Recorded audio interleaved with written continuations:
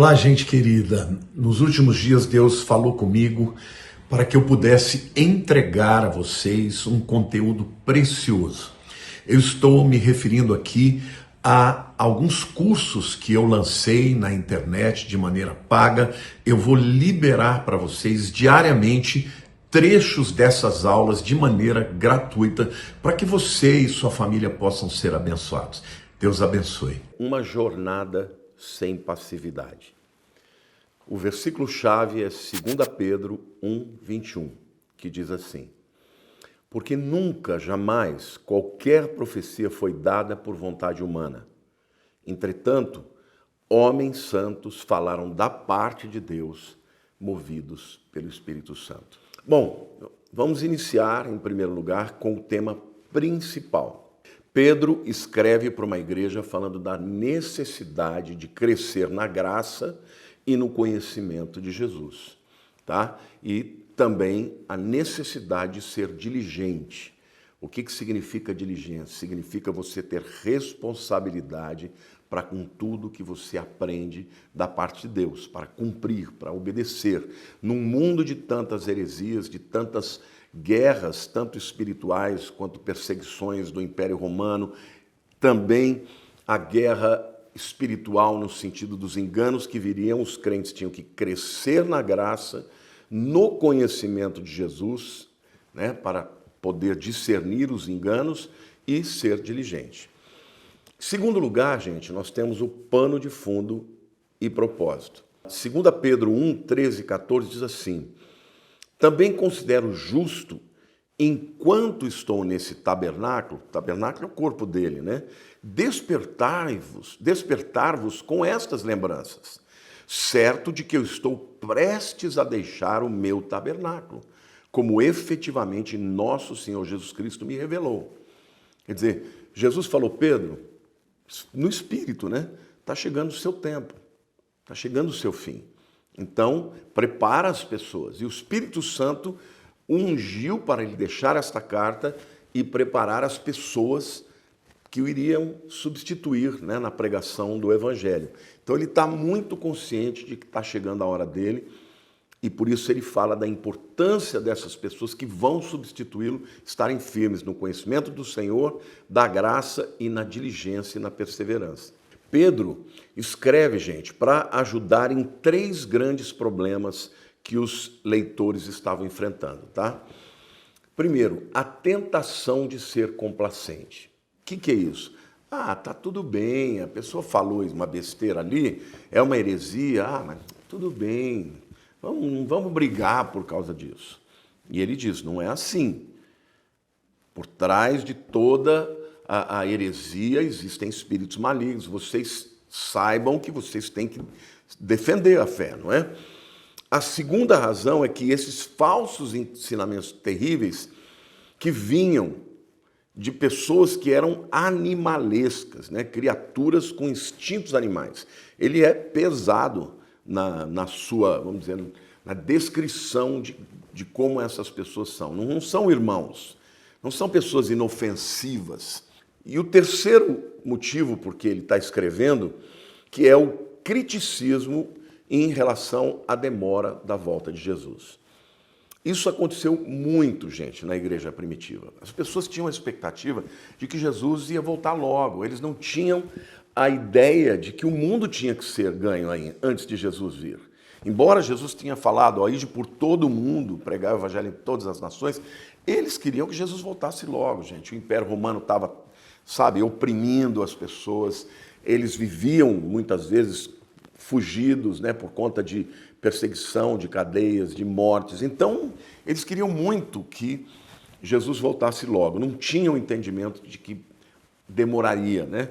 E por causa disso, muitos começavam a criticar e até entravam esses lobos que vinham, né, com o objetivo de demovê-los da convicção de que Jesus ia voltar. Então, o apóstolo Pedro ele deixa claro que Jesus vai voltar sim, né? Bom, o autor, em terceiro lugar, é o apóstolo Pedro, né? Ele chama a si mesmo de Simão Pedro, né? E afirma ter sido testemunha ocular da transfiguração de Jesus, né? que sabemos ter sido testemunhada só por 3 dos seus discípulos, Pedro, Tiago e João. Tá? Então, o fato dele ter citado a transfiguração é um elemento muito interessante também. Por quê? Porque Pedro ele está mostrando ali o grau de intimidade que ele tinha com Jesus, como também ele está mostrando que ele viu a glória de Deus, né, sobre a vida de Cristo, assim, diante dos seus olhos, né? Bom, 2 Pedro 1, 16 e 17, portanto, diz o seguinte: porque não vos demos a conhecer o poder e a vinda do nosso Senhor Jesus Cristo, segundo fábulas engenhosamente inventadas, mas nós mesmos fomos testemunhas oculares da sua majestade, pois ele recebeu da parte de Deus Pai honra e glória, quando pela glória excelsa lhe foi enviada a seguinte voz: este é o meu Filho amado, em quem me comprazo. Gente, 2 vezes esta palavra de Deus foi endereçada a Jesus. Uma no batismo. Pedro não estava lá.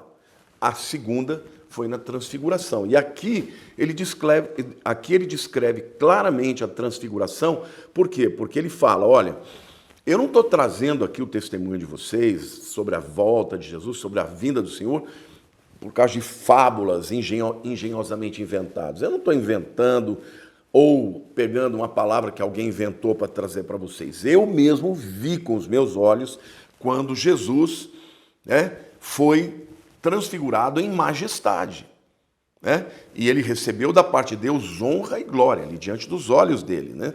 Quando pela glória excelsa lhe foi enviada a seguinte voz: este é o meu Filho amado, em quem me comprazo. Em quarto lugar, nós temos a data. Pedro escreveu essa carta depois, obviamente, de ter escrito a primeira epístola de Pedro.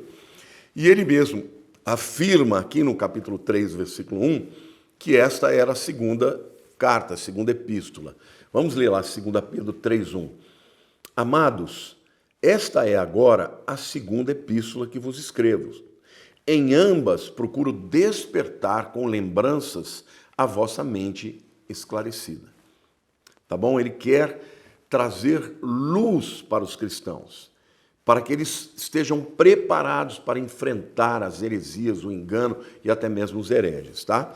Com certeza essa carta foi antes de 68 depois de Cristo, porque é o ano da sua morte, né, quando ele foi martirizado por Nero, né, nessa data. Não se esqueçam que a tradição diz que Pedro ia ser crucificado, os romanos matavam criminosos políticos, né, para dar como exemplo pela crucificação, mas ele falou, olha, se vocês vão me crucificar, eu não sou digno de morrer como meu Senhor, então me crucifiquem de ponta cabeça. E a história, né, a tradição diz que assim aconteceu. Em quinto lugar, nós temos o esboço. O esboço começa com a importância de cultivar um caráter cristão. Capítulo 1, versículo 1 até o versículo 21. Em segundo lugar, ele fala dos falsos mestres que são condenados. Capítulo 2, versos 1 e 22. E em terceiro lugar, ele fala sobre a importância de ter confiança de que Jesus vai retornar. Capítulo 3, versos 1 a 18. Lembrando que eu disse a vocês que eles já estavam criticando a mensagem da volta, até acreditando que ele não fosse mais voltar, tá? Bom, em sexto lugar, nós temos as chaves de 2 Pedro. A palavra-chave, gente, é conhecimento de Deus. Isso aparece 16 vezes em diversas formas, diferentes formas, mas aparece 16 vezes. Então, isso é uma tônica da segunda carta. E aqui, quando fala do conhecimento de Deus, não é só o conhecimento da sua palavra, é ter uma experiência real com Deus. Porque, em última análise, quando você enfrenta o engano, as heresias, é o Espírito Santo quem vai te fazer lembrar das coisas que você tem visto e ouvido, né? Então, conhecer a palavra é fundamental para poder comparar, né, com as mensagens que vêm, mas ter uma experiência com Deus é também fundamental, porque senão nós somos enganados, né? O pensamento-chave dessa segunda carta é que o melhor antídoto para a falsa doutrina é o entendimento correto da verdade.